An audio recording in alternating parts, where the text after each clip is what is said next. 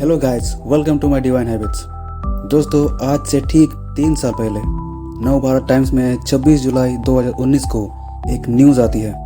इस घटना ने ईस्ट दिल्ली के जगतपुरी इलाके को हिला के रख दिया। 22 जुलाई 2019 सोमवार तड़के 3 बजे अचानक से गली में धम सी आवाज़ आई। पड़ोसी घरों से बाहर निकल कर आ गए। गली में नज़ारा देखा तो उनकी आंखें फटी रह गई। दंपति और उनकी 4 साल की बेटी सड़क पर जख्मी पड़े थे और वहां खून ही खून था। इसमें पति सुरेश की मौत हो गई। पत्नी मंजीत कौर के सिर में चोट लगने के साथ साथ पसलियां टूट गई और बेटी के दोनों पैर टूट गए। दोस्तों, इस घटना की वजह क्या है? वजह है क्रेडिट कार्ड। दरअसल सुरेश पर 9 बैंकों के क्रेडिट कार्ड का कुल 8 लाख कर्ज था। लोन ना चुका पाने की स्थिति में पूरा परिवार छत से कूद गया। अब सवाल ये उठता है कि सुरेश इतना बड़ा कर्ज में कैसे फंस गया। इसकी वजह है सुरेश पैसों की साइकोलॉजी को नहीं समझ पाया।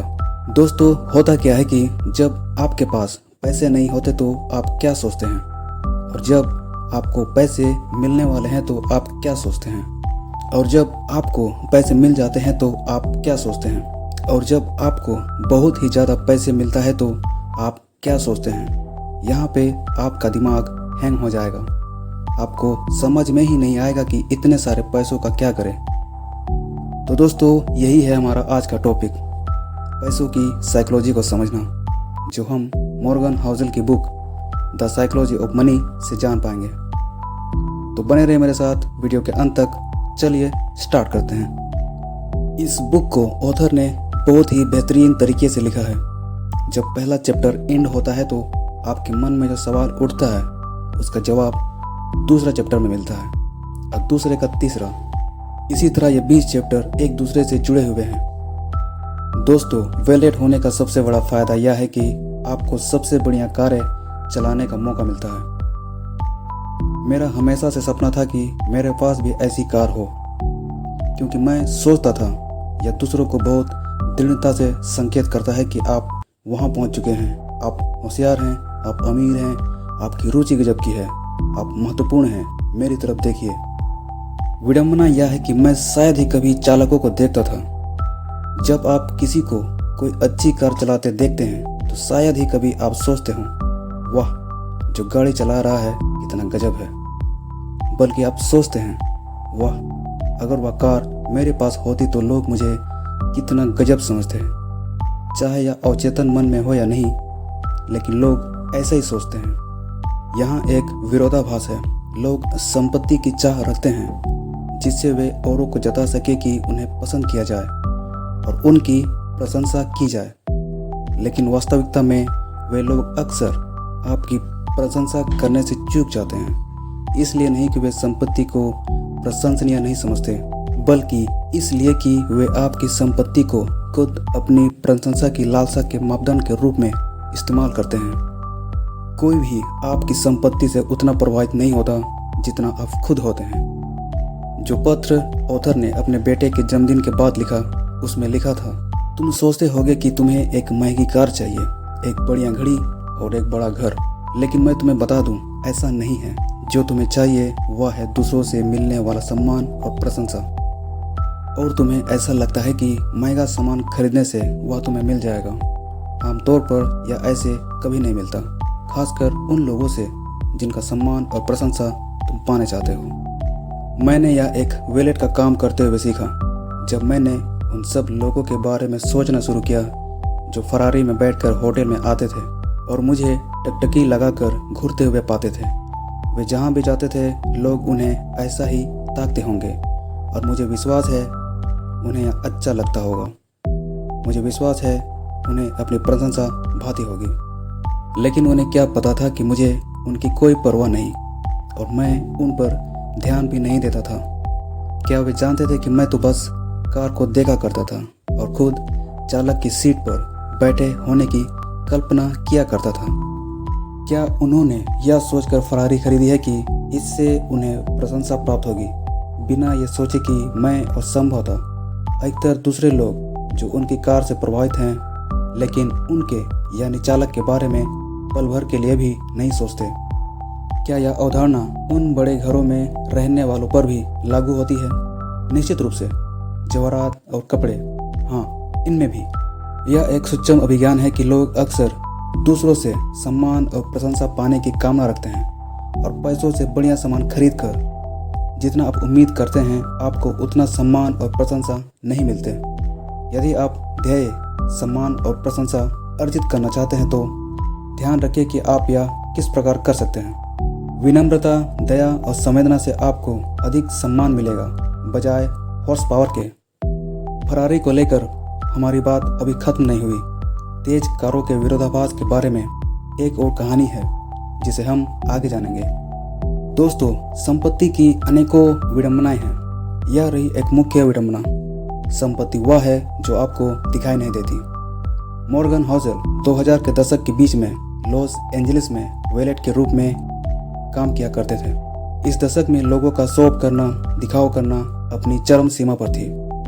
अगर आप एक फरारी को सामने से गुजरते हुए देखते हैं तो आप स्वाभाविक रूप से सोचते होंगे कि इस कार का मालिक अमीर है, तब भी जब आप उन पर ज़्यादा ध्यान ना दे रहे हों। लेकिन जब ऑथर इसमें से कुछ लोगों को जानने लगा तब उन्हें पता चला कि ऐसा नहीं है। इसमें से काफ़ी लोग औसत रूप से सफल थे जिन्होंने अपनी आय का एक बड़ा हिस्सा कार पर खर्च किया था। ऑथर को एक व्यक्ति याद है जिसे हम रोजर कहेंगे। वह लगभग ऑथर की उम्र का था। उन्हें बिल्कुल अंदाज़ा नहीं था कि रोजर क्या काम करता था, लेकिन वह एक पोर्स चलाता था और अनुमान लगाने के लिए लोगों के लिए इतना काफ़ी था। फिर एक दिन रोजर एक पुरानी होंडा में आया, अगले सप्ताह भी, और फिर उससे अगले सप्ताह भी। तुम्हारी फोर्स को क्या हुआ? ऑथर ने पूछा। कार का लोन चुकता न होने के कारण उसकी कार को जब्त कर लिया गया। शर्मिंदगी का कोई नाम तक नहीं था। उसने ऐसे जवाब दिया मानो किसी खेल की बात कर रहा हो। उसके बारे में लगाया गया हर अनुमान गलत था। लॉस एंजलिस ऐसे रोजर से भरा पड़ा है।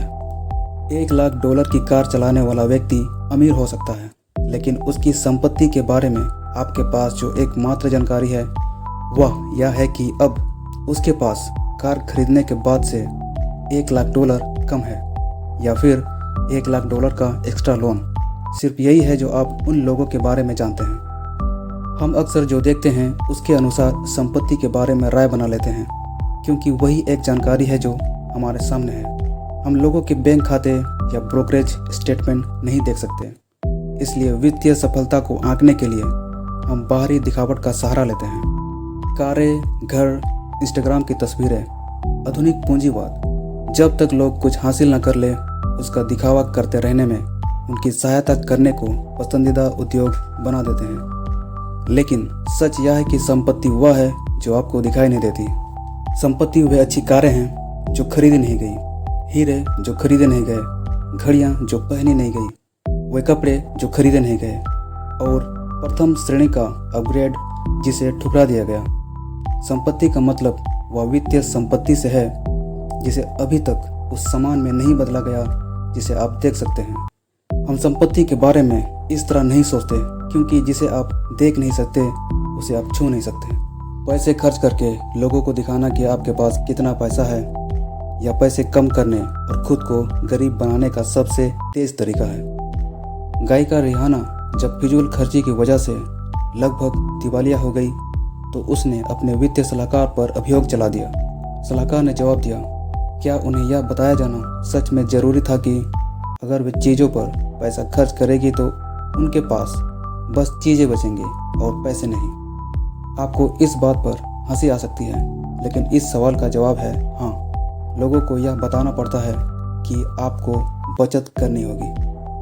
अधिकतर लोग जब यह कहते हैं कि वे करोड़पति बनना चाहते हैं, असल में उनके कहने का मतलब यह होता है कि मैं $1 करोड़ खर्च करना चाहूँगा, और यह करोड़पति होने का ठीक विपरीत है। मतलब आपको $1 करोड़ मिला और इन पैसों से बहुत सारी चीज़ें खरीद ली।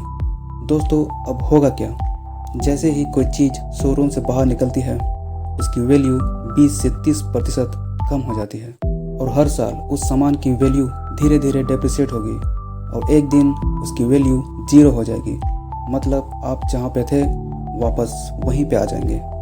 निवेशक बिल मैन ने एक बार लिखा, अमीर महसूस करने का इससे आसान तरीका कोई नहीं है कि बढ़िया चीज़ों पर बहुत सा पैसा खर्च किया जाए, लेकिन अमीर बने रहने का तरीका यह है कि आप वह पैसा खर्च करें जो आपके पास है, ना कि वह पैसा जो आपके पास है ही नहीं। बस यह इतना ही सरल है। यह एक बेहतरीन सलाह है, लेकिन ज़्यादा दूर तक काम नहीं आ सकती। समृद्ध होने का एकमात्र तरीका यह है कि जो पैसा आपके पास है उसे खर्च न किया जाए। यह न सिर्फ संपत्ति संचित करने का एकमात्र तरीका है, बल्कि संपत्ति की परिभाषा भी है। हमें इस बात का ध्यान रखना चाहिए कि हम समृद्ध और अमीर होने के बीच का अंतर समझ सकें। यह शब्दार्थ विज्ञान से अधिक है, और यह अंतर न समझ पाना संपत्ति संबंधी अनेकों बुरे निर्णयों का स्रोत है। अमीरी एक वर्तमान आय है। $1,00,000 की कार चला रहा कोई व्यक्ति निश्चय ही अमीर है, क्योंकि अगर उन्होंने वह कार लोन लेकर भी खरीदी हो तो मासिक भुगतान के लिए भी एक निश्चित राशि की आवश्यकता होती है। उन लोगों के लिए भी यही कहा जाएगा जो बड़े घरों में रहते हैं। अमीर लोगों को पहचानना मुश्किल नहीं है। वे अपने आप को दिखाने की कोशिश में हद से बाहर चले जाया करते हैं, लेकिन संपत्ति छिपे रहती है।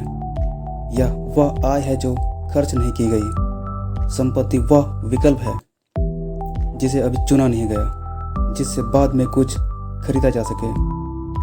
इसका मूल्य आपको विकल्प, नम्यता और विकास प्रदान करने में है, जिससे आप एक दिन उससे अधिक सामान खरीद सके जितना आप आज खरीद सकते हैं।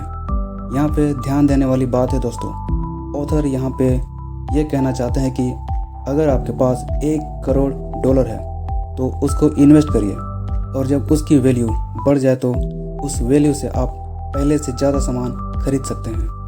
मिताहार और व्यायाम एक बढ़िया उपमान प्रदान करते हैं। वजन घटाना बहुत ही कठिन काम है उनके लिए भी जो जोरदार व्यायाम करते हैं। और अपनी किताब बिल बॉडी में बिल ब्रायसन स्पष्ट करते हैं कि आखिर ऐसा क्यों है। अमेरिका में हुए एक शोध में पाया गया कि लोग व्यायाम करने के दौरान घटाए कैलोरी का लगभग 4 गुना अधिक प्रकलन करते हैं। फिर औसत रूप से जितना कैलोरी उन्होंने घटाई, लगभग उससे 2 गुना कैलोरी का सेवन करते हैं। सच यह है कि बहुत ज़्यादा खाना खाकर आप आसानी से अधिकतर व्यायाम का नशा कर सकते हैं, और हम में से अधिकतर लोग करते भी हैं। व्यायाम ठीक अमीर होने जैसा है। आप सोचते हैं मैंने मेहनत कर ली, अब मुझे एक स्वादिष्ट भोजन का आनंद उठाना चाहिए। संपत्ति का मतलब उस स्वादिष्ट भोजन को ठुकराना है और कुल कैलोरी को घटाना है। यह कठिन है और इसके लिए आत्म नियंत्रण चाहिए। लेकिन ऐसा करने से आप क्या कर सकते हैं और क्या चुनते हैं, इन दोनों के बीच एक अंतर निर्मित हो जाता है और समय के साथ आपको लाभ देता है। हम में से अधिकतर लोगों के लिए समस्या यह है कि अमीर आदर्श व्यक्ति ढूंढना आसान है, समृद्ध आदर्श ढूंढना कठिन है, क्योंकि परिभाषा के अनुसार उनकी सफलता छिपी रहती है। हाँ, ऐसे समृद्ध लोग भी हैं जो काफ़ी पैसा खर्च करते हैं, लेकिन उन मामले में भी हम जो देखते हैं वह उनकी अमीरी है, संपत्ति नहीं।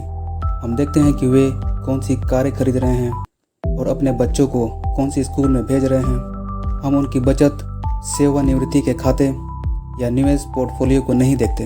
हम वे घर देखते हैं जो उन्होंने खरीदे, वे घर नहीं जो वे थोड़ा और जोर लगाकर खरीद सकते थे। मुझे लगता है यहाँ पर खतरा यह है कि अधिकतर लोग अपने मन में समृद्ध होने की कामना रखते हैं। वे आज़ादी और नम्यता चाहते हैं जो आपको उस वित्तीय संपत्ति से मिलती है जो आपने खर्च नहीं की। लेकिन यह बात हमारे अंदर इतनी गहराई से बसी हुई है कि पैसा होने का मतलब पैसा खर्च करना है कि हम उस नियंत्रण को देख ही नहीं पाते जो वास्तव में समृद्ध होने के लिए चाहिए। और क्योंकि हम उसे देख नहीं सकते तो उससे कुछ सीखना भी कठिन है। लोग दूसरों का अनुकरण करके अच्छी तरह सीखते हैं, लेकिन संपत्ति का गुप्त स्वभाव दूसरों को देखकर उनके तौर तरीकों को सीखना मुश्किल बना देता है। रोनाल्ड रीड के मृत्यु के बाद बहुत से लोगों के वित्तीय आदर्श बन गए। मीडिया ने उनकी खूब प्रशंसा की और सोशल मीडिया पर भी उनके लिए काफ़ी प्रेम दर्शाया गया। लेकिन जब वे जीवित थे तो किसी के वित्तीय आदर्श नहीं थे, क्योंकि उनकी संपत्ति की हर एक पाई छिपी हुई थी उनसे भी जो उन्हें जानते थे। जरा सोचिए, अगर आपने कभी महान लेखकों की किताब ना पढ़ी हो तो खुद लिखना सीखना कितना कठिन होगा। कौन आपकी प्रेरणा बनेगा, किसकी आप प्रशंसा करेंगे, किसकी बारीकियों वाली सलाह को मानेंगे। ऐसे तो वह काम जो पहले से कठिन है और अधिक कठिन हो जाएगा। जो आप देख नहीं सकते उससे सीखना बहुत मुश्किल है, जिससे पता चलता है कि अधिकतर लोगों के लिए संपत्ति निर्मित करना इतना कठिन क्यों है। संसार ऐसे लोगों से भरा पड़ा है जो दिखने में भले ही विनीत हो लेकिन वास्तव में समृद्ध है, और ऐसे लोगों से भी जो अमीर नजर आते हैं लेकिन दिवालिया होने के कगार पर हैं। अगर संपत्ति वह है जिसे आप खर्च नहीं करते तो फिर उसके होने का फ़ायदा क्या। इसको हम आने वाले वीडियो में कवर करेंगे। तो दोस्तों, आज के लिए बस इतना ही। अगर आपको मेरे वीडियोस अच्छे लगते हैं तो वीडियो को लाइक कर देना, शेयर कर देना और चैनल को सब्सक्राइब कर देना और बेल आइकन को भी क्लिक कर देना, जिससे आपको मेरे आने वाले वीडियोस के नोटिफिकेशन मिलते रहे। तो मिलते हैं अगले वीडियो में, तब तक के लिए बाय बाय, साइनिंग ऑफ।